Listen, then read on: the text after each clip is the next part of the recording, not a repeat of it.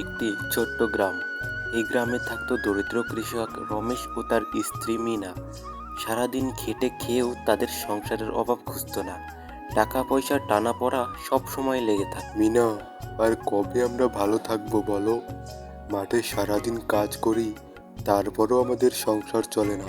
তুমি হতাশ হইও না রমেশ, পরিশ্রম করলে একদিন না একদিন ভাগ্য বদলাবে। হ্যাঁ, তাই তো ভাবি, কিন্তু কখন? আর যে কষ্ট সহ্য করতে পারছি না। একদিন রমেশ মাঠে যাওয়ার পথে রাস্তায় একটি হাঁসকে দেখতে পেল।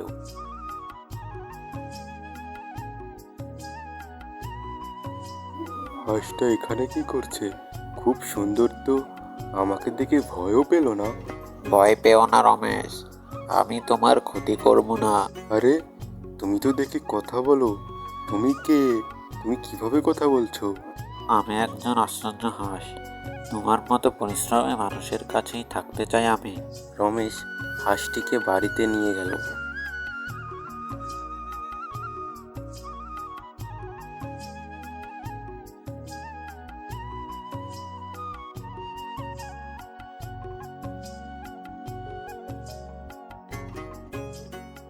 এই হাঁসটা তুমি কোথায় পেলে?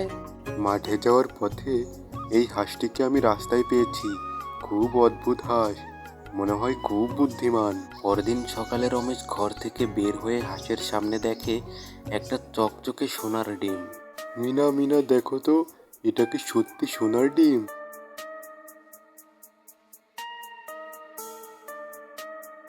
হায় ঈশ্বর, এটা তো সত্যিই সোনা!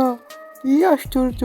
রমেশ, প্রতিদিন আমি তোমাকে একটি করে সোনার ডিম দেব, তবে তুমি কখনোই লোভ করো না। কয়েকদিন যেতে না যেতেই রমেশের আর্থিক অবস্থা বেশ ভালো হয়ে গেল। ঘরবাড়ি বিল্ডিং হয়ে গেল। প্রতিবেশী গোবিন্দা বিষয়টি টের পেয়ে তার কাছে গেল।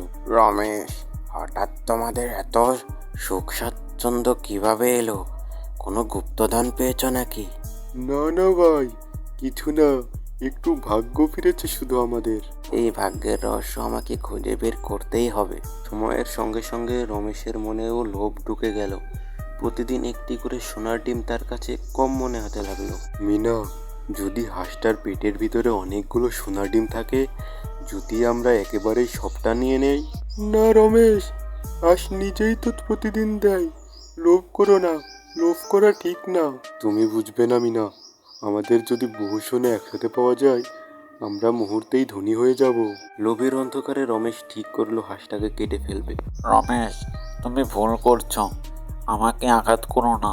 তোমার জন্যই তো ডিম দিচ্ছি আমি প্রতিদিন।